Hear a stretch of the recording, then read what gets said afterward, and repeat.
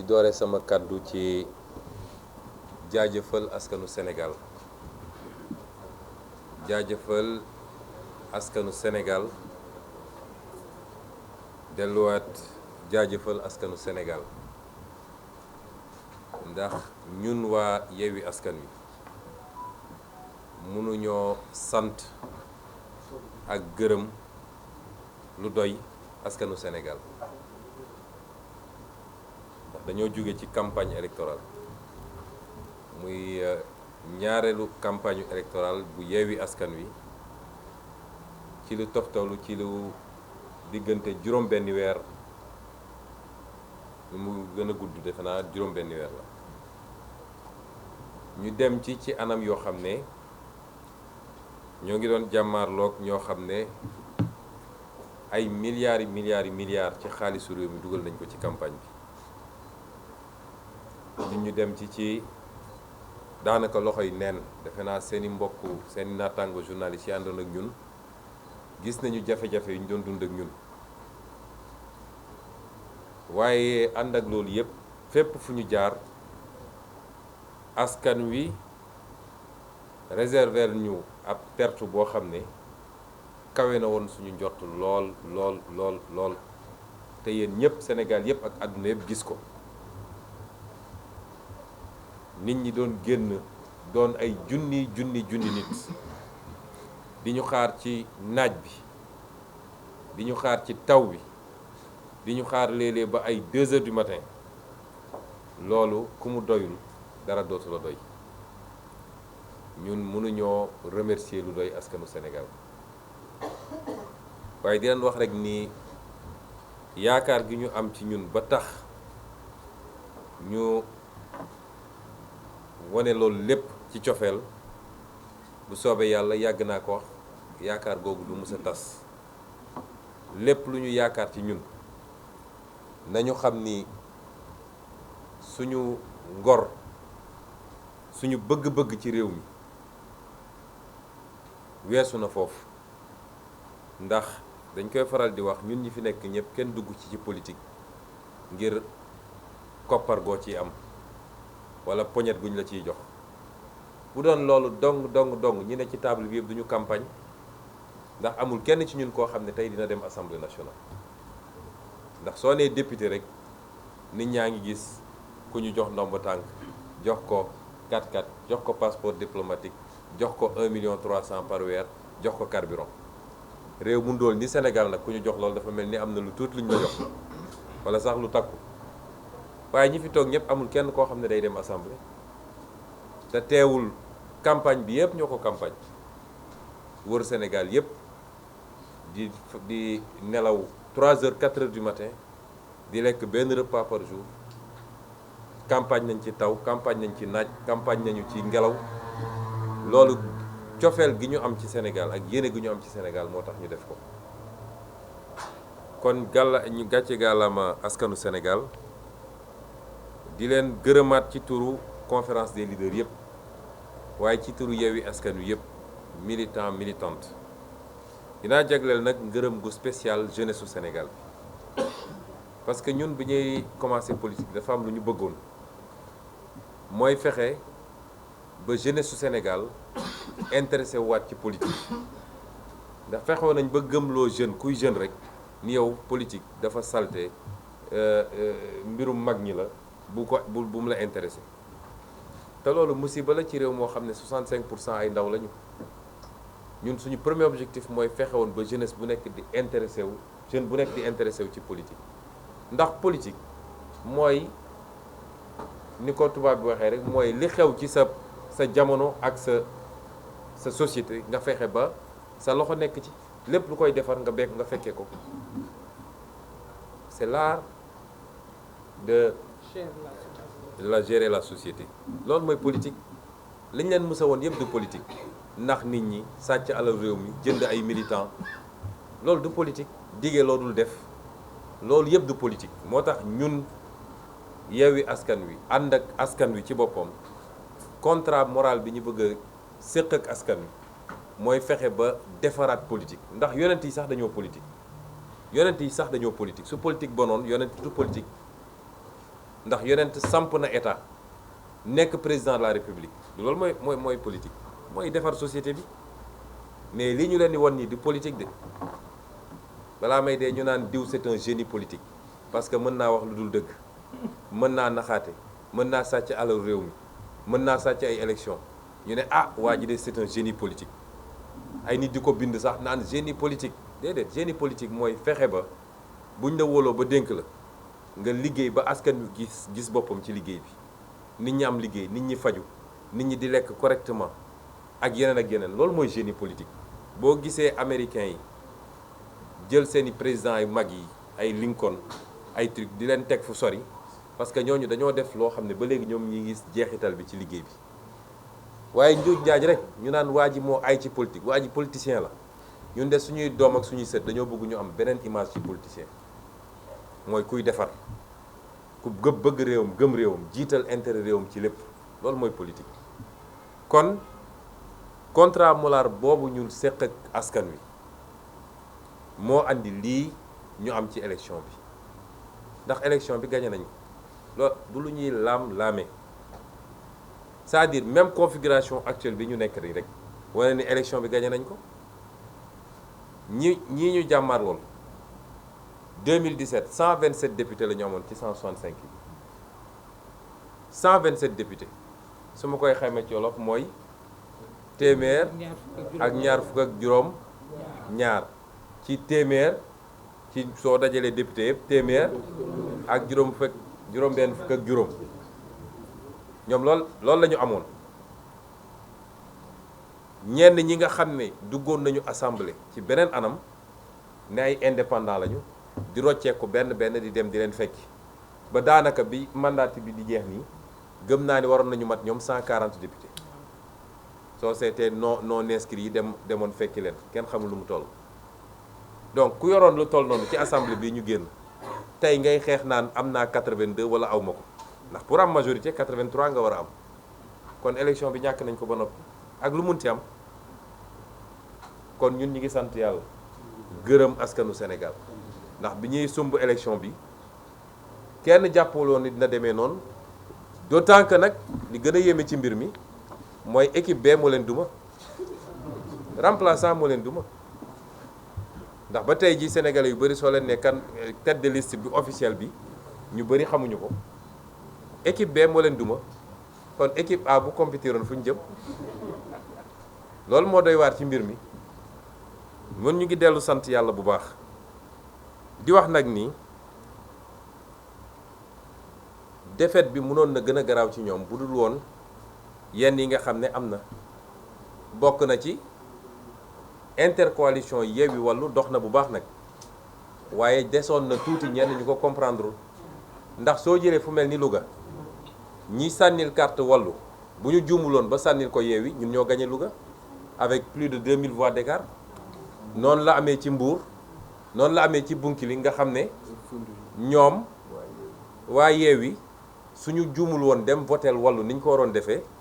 ñoom ñi ngi am écartu 700 voix te ñi voteel Yewwi foofu te waroon voteel Wallu 900 lañu kon bu amuloon incompréhension yooyu ci ñenn ñi tey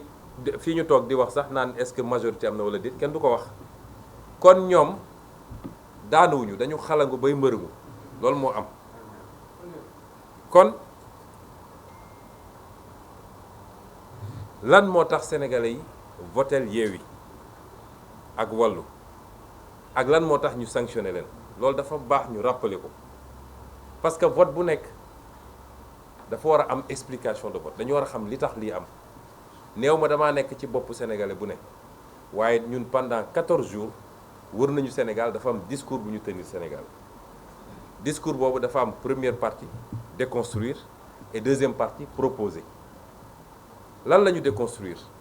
mooy fàttali nañu sénégalais yi Macky Sall depuis fukki at ak benn mi ngi ci boppu Sénégal lan mooy bilan Macky Sall bu ñu mën a teg mooy dóore tëje complot pour liquider des gens joxe ay instructions ñu rey ay nit ci ay manifestations lan mooy bilan Macky Sall mooy yàq justice bi yaxeet ba tey amul benn sénégalais bu naw justice su Sénégal lan mooy bilan Macky Sall mooy dund gi cher na ba Sénégalais yi fi mu ne nii sonn nañu sonn goo xam ne kenn mënu koo wax lu doon jar fukk tey mu ngay jar ñaar fukk wala ñaar fukk ak juróom. lan mooy bilan sénégalais Macky Sall du moins mooy faju jafe na ci réew mi faju jafe na ci réew mi non seulement cher na mais jafe na ci réew mi lan mooy bilan sénégalais Macky Sall du moins mooy njàng mi sooxe na ci anam goo xam ne mara d'Italie lan mooy bilan Macky Sall mooy liggéey amul ci réew mi rawatina ndaw ñi chômage endémique ñiy génn chaque année ci marché du travail moins d'un dixième ñoom ñooy mën a am insertion pour am liggéey ñi ci des ñëpp suñu dawalul Jakarta ña nga toog ci grand place yi lan mooy bilan Macky Sall mooy li ñu yàlla wërsëgale ci ay ressources ay richesses nga xam ne moom la ñu waroon nag jàpp ndax yàlla bu la tàccoo comme ni ñu koy waxee nga sàggan ba keneen ñëw fecc ko yàlla jox ñu pétrole jox ñu gaz jox ñu zircon jox ñu phosphate jox ñu géej goo xam ne lu teg nga gis Macky Sall jël yépp jaay ko tubaab yi ba tey jii ay 10% la ñu am en terme de part ba pare ci répartition production yi lañ cey am lu néew la mënoon naa continuer di lim waaye lii lenn rek la waaye li ci gën a garaaw mooy lan mooy bilan Macky Sall mooy li la première richesse du Sénégal parce que première richesse du Sénégal du or du zircon du pétrole du gaz ay réew am nañ ko avant ñu fii biir Afrique te tey Sénégal leen gën a avancé lan mooy différence bi mooy jàmm ji ñu am paix sociale ak cohésion sociale kenn musu fee waxu xeet kenn musu fee waxu diine kenn musu fee féewale ay région ñetti président jaar nañ fi balaa Macky Sall kenn musul dégg débat yooyu léegi la ñuy doog a dégg débat yooyu kon loolu mooy bilan Macky Sall te noonu lañ ko présenté Sénégalais yi loolu lañ ne il faut mu dañ fi lan la ñu teg à la place et ñu ne leen woon nag loolu mën nañ ko dooree assemblée nationale du moom mooy gouverner waaye cër bu am solo bi mu am mooy voter loi ndax loi te loi nag mooy société ku fi nekk ci presse loi moo ne lii mooy code bi nii la ñuy amee licence nii nga war a defee lii mooy cahier de charge bi loi mooy wax naka la ñuy dawalee oto ci tali bi loi mooy wax ni sàcc baaxul ku ko def ñu teg la lii loi mooy wax ni pour am carte d'identité sénégalaise fii nga koy jaar waaw suñu nee loi boobu fii lañ koy voté kan moo mën a ne foofu amul solo cim réew ñaareel bi mooy assemblée nationale mooy voté budget bi te budget nag wax dëgg yàlla suñu nee 6 000 milliards nga am cim réew ñu ne budget bi moo koy tasaare lan mooy dem ci njàng lan mooy dem ci paj lan mooy dem ci napp gi lan mooy dem ci mbay mi lan mooy dem ci emploi ak yeneen kooku nga nekk cër boobu du cër bu am solo cim réew ñu ne lan mooy rôle assemblée nationale encore ñu ne assemblée nationale mooy caytu nu ñu yoree réew bi contrôler action gouvernement kon loolu dañ ma bëgg wax ni loolu amul solo cim réew ñu ne lan mooy rôle assemblée nationale ñu ne rôle de représentation mooy député mooy dugg ci askan wi xool lan mooy jàmbatu askan wi mun a dem assemblée nationale jooyal leen ko foofu kon cër bu ëpp cëru assemblée nationale cim réew amul moo tax ñu ne woon sénégalais bu ngeen ñu joxee majorité am na liggéey boo xam ne mën nañ ko commencer déjà yeggali ko nag bu soobee yàlla 2024 gannaaw bu ñu fi jëlee waa ji discours boobu la sénégalais yi dégg ñu leen bu ngeen ñu joxee majorité suñ ñu andilee projet de loi 2023 nga xam ne moom la ñu war a examiner à partir de novembre bu dee projet de loi boobu intégré wul jiitalul lan liy yitte sénégalais yi dañoo bëgg dund gi wàññeeku gaz bi ceeb bi diwlin bi suukar bi yeneen ak yeneen dañoo bëgg loolu wàññeeku bu ñu andilee projet de loi boo xam ne loolu dugaluñu ko ci projet de loi boobu dañ koy delloo Macky Sall ak gouvernement am en seconde lecture ne ko kii duñ ko wote moo tax ñu ne leen woon réew mi du bloqué day gën a avancé parce que réew boo jëlee doole réew mi yëpp teg ko ci loxo benn nit su dee nit kooku ku baax la ku yeewu la ku bëgg réew mi la mën na ko jëriñ mu liggéey bu baax mais bu dee safaan ba la te ñun dañoo gëm ni loolu moom la ñu nekk ak président Macky Sall réew moomu ci guute lay dëkk te loolu pour nga rectifier ko mooy il faut li tubaab naan le pouvoir limite le pouvoir il faut nga jël beneen doole jox ko ñeneen bu ko defee lu mu bëgg a def day obligé waxtaan ak ñooñu ñu ut consensus ci lan mooy intérêt réew mi lan mooy njëriñu réew mi ñu ne kon sénégalais bu ngeen ñu joxee majorité buñ ñu andilee budget boo xam ne les 10% parce que dafa am lu ñuy wax protocole de Maputo dafa ne réewu Afrique bu nekk budget am ak nu mu munti toll war na jagleel 10% yi mbay mi bu dee andi lañu budget Sénégal mosu koo respecté bu ñu andilee budget ñu gis ni li ñu jox mbay mi 5% la dinañ ko delloo Macky Sall ne ko yokkal parce que mbay mi priorité la ci ñun dañoo bëgg a am autosuffisance ba li ñuy jéggaani fële ñu mun koo am suñu biir réew paj mi noonu njàng mi noonu feneen ak feneen noonu loolu mooy premier engagement bi ñu jëloon pour suñu diggante ak Sénégalais yi ne leen dinañu voté ay loi yoo xam ne dina delloo si yéen ñi nga xam ne Sénégalais yi dañ koo namm soxla ko Cheikh Tidiane yu mu wax na léegi lu jëm ci lu nar a yàq suñu société yàqeet te muy agenda boo xam ne tubaab yi ñu ko bëgg a imposer ñu jël ci engagement signé charte bi dugal ko suñu biir programme mooy lépp lu jëm ci borom ñaari tur yi ñu ne leen dinañu def fonction de représentation ndax nag këpp kees bi bëri na ci réew mi poste li fa xew gis ngeen ko port autonome li fa xewoon gis ngeen ko dégg ngeen dossier ArcelorMittal dégg ngeen les 1500 milliards du TER dégg ngeen ñu ne leen nag dinañ taxawal ay commission d'enquête parlementaire boo xam ne dinañ leen woo ñoom ñu ñëw layoog ñun ñu leeral mbir ba mu leer ba pare def ko publiquement askan wi xam ni lii moo xew ci alalu réew mi loolu du coxor du da ngaa soxor wala da ngaa bëgg waaye réew pour mu dox kenn ku ne suñ la dénkee lañ la dénkoon il faut nga rendre compte réew mi nii laa ko yore woon loolu dafa am solo ci démocratie pour mu dox ñu jël engagement yëpp ak yeneen yu ñu jël suñu digganteeg réew mi lii lépp su ma ko fàttalee ndax dañ ko wax ko ci campagne bi dama bëgg ñu fàttaliku lan moo tax sénégalais yi voté contre Macky Sall ak lan moo tax sénégalais yi voté pour ñun intercoalition Yewwi Wallu vote boobu nag mbokk yi moom la Macky Sall ak ñi mu àndal bëgg a jalgati yéene gi ngeen amoon pour lii ñu waxanteeg yéen yi ñu diglanteeg yéen te wallaahi wax naa ko dañ koy def niñ ko waxee lañ koy defee parce que dafa jot nag dafa jot ñu jubóole sénégalais yi ak politique dafa jot ñu fexe ba sénégalais gëm ni politicien war na mën a nekk nitu kaddu war na mën a nekk nit kuy def li mu wax war na mën a nekk nit koo xam ne réew mi rek moo ko ñor waaye duggul ngir alal li sénégalais yi sanctionné mooy benn type politicien ku ñëw ne opposant la ñu votel la jox la mandat maire nga wëlbatiku dem ne jaay naa ko Macky Sall ñi ko defoon ñëpp perte nañu bureau bi ñu voté sax dañ koo perte sénégalais yi dañoo am seen fulla kenn gënu leen yeewu loolu nag dafa jot ñu woon sénégalais yi ni loolu jeex na ci réew mi loolu la Macky Sall bëgg a confisquer moo tax duñ ko nangu te bugguñu xalaatuñuy sénégalais yi dinañ ko nangu fi mu ko bëgg a jaare Déthié Fall leeral na ko mooy li muy def fële ci Fuuta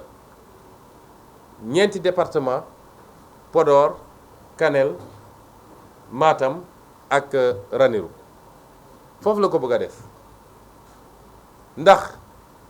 ma bëgg a leeral benn mbir nag mbir mi du affaire nett ko bandum nañu bàyyi wax yooyu waa Fuuta bu leen neexoo ñu voté 100% Macky Sall am nañu sañ-sañ bi ñun du gagné nañu Casamance gagné nañu Ndakaaru gagné nañu feneen ak feneen kenn ku ne am nga sañ-sañu voté ku la neex homme politique day am base Sine mu ngay voté Macky Sall boobu ba léegi Saloum mu ngay voté Macky Sall boobu ba léegi Casamance mu ngay voté Yewwi Bawol ma ngay voté Wallu ak Yewwi mooy le problème kon buñ fi wax ay waxu nett ku bandum wala yu demee noonu ku ko wax tooñ nga nit ñi mais li gën a yéeme ci mbir mi mooy waa Fuuta voté lu ñu Macky Sall ndax Déthié wax na ko léegi fépp foo xam ne vote bi jaar na yoon mooy administration signé na ñun suñuy représentant signé ñoom seen représentant signé am na ci bureau de vote yoo xam ne ñun ñoo ko gagné am yoo xam ne ñoom suñ ko gagné écart yu ndaw la ay 20 voix 25 voix kon le Fouta a tourné le dos à Macky Sall li xew c'est une entreprise de fraude massive boo xam ne ay hommes politiques ñoo ko organisé. Ça n'a rien à voir avec le Fouta. Corruption di achat de vote fépp la am ci Sénégal fépp la am amul benn fenn fu mu des fépp la am kon nañu bàyyi yenn wax yi surtout ci réseaux sociaux yi naan waa Foutanké yi la nangam déedéet wax naa ko keroog bu ñuy tëj suñu meeting bi ñoo na nee naa man ñi may gën a gërëm mooy waa Fouta ndax léeg-léeg def fa opposition moo gën a jafe fépp ci Sénégal dinañ la menacer dinañ la persécuter dinañ la ak yeneen kon yooyu dañu ne c'est des hommes politiques ñoo organisé avec certainement la complicité de l'administration un système de fraude mais ça n'a rien à voir avec le Fouta loolu la ñu bëgg a wax ma ne tentative boobu nga xam ne dañoo bëgg a confisquer suñu vote loolu la ñu ne duñ ko nangu ki may njëkk a lancé appel nag mooy président Macky Sall moom ci boppam dafa am fu mbir di toll un homme doit savoir être grand surtout nag boo nekkee homme d'État un homme doit être républicain doit rester au-dessus de la mêlée parce que àdduna du dul jeex amut dañ koo jox moom nguur même biñ ko joxee ñëpp de d'accord ni votel nañ ko président Abdoulaye félicité ko def passation dem nguur googu ñu ko joxoon moo jeex takk lu jeex jeex na li ci des mooy qu'il fasse preuve de dignité et de grandeur de dignité et de grandeur parce qu'il n'est jamais trop tard ñu bëri jàpp nañ ni il n'en est pas capable te acte yi mu posé boobu ba léegi loolu lay firndeel mais man jàpp naa ni il n'est jamais trop tard qu'il fasse preuve de dignité et de grandeur on sait ce qu'il vit et ce qu'il ressent parce que ñun ñëpp mus nañu dem élection ñàkk ko nee na da daan dem voter Fatick ñibbisi toog ba ngoon mu taal di dégg bàcc yi léegi bàcc yi bu dalee ci moom nit na ko muñ loolu mooy àdduna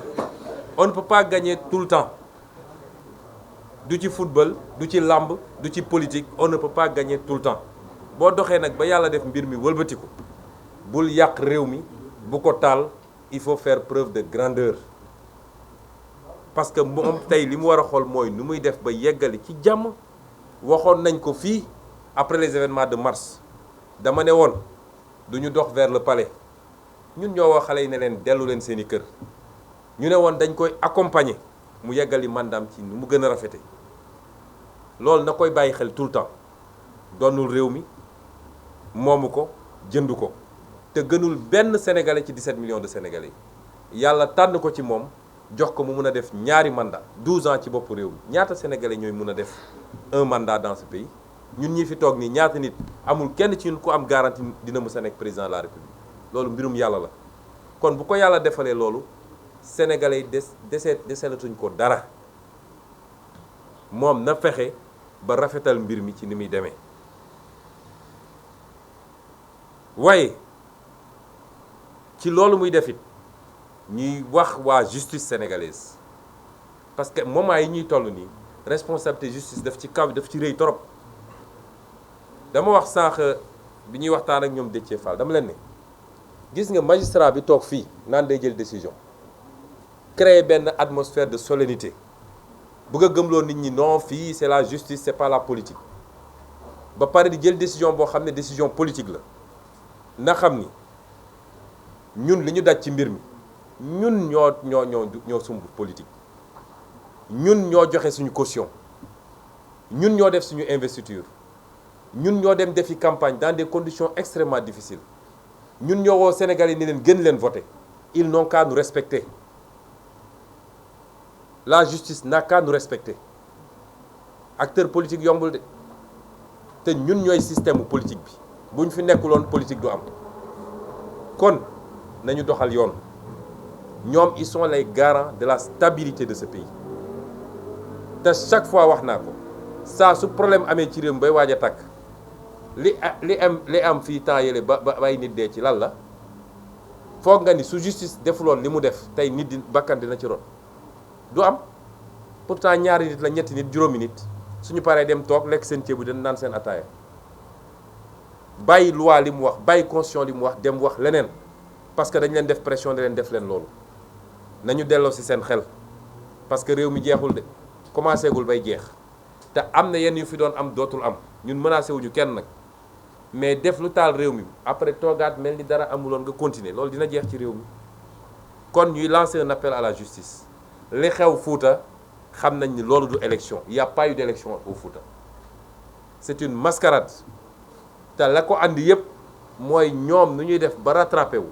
wax nañ ko suñu communiqué démb parce que ñoom lu ñu def suba ngoon def fu ñu toog réunion ñun dinañ ko yëg objectif bi Macky Sall sant Antoine Diome mooy fexeel ba egg 82 députés parce que certainement am nañu garantie que dina am kenn peut-être ci plus fort yi peut-être ci suñu biir ñun am na ñu leen garantir ni dinañ leen mottali le 83e peut-être loolu la ñu am moo tax nu ñuy def ba li ñu amul ci liste départementale yi seen quotient seen voix ci quotient yi mënu leen ko may naka la ñuy def bay gonfler les chiffres au Fouta chiffres yooyu moo leen di permettre ñu rattraper 2 députés ou 3 députés loolu mooy exercice bi ñuy def nii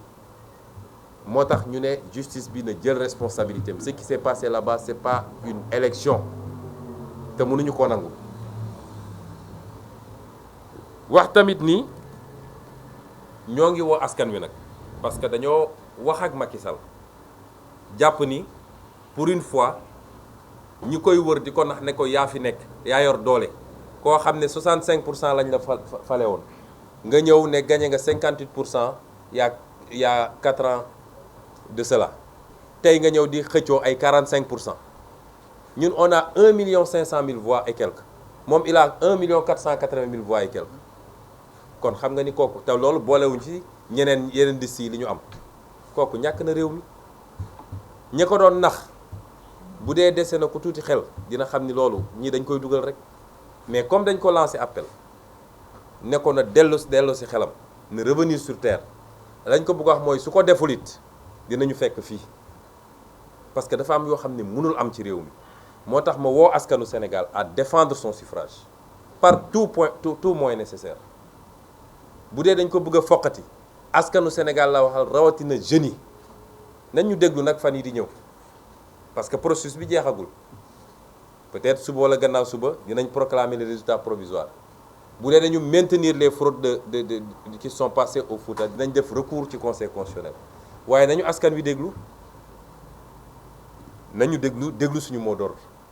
mais duñu accepter ñu foqati ko du affaire u Aïda Mbodj wala Khalifa Sall wala Déthié wala Moussa Tine wala Maïmouna Bousso wala Cheikh Tidiane Youm affaire u askan wi la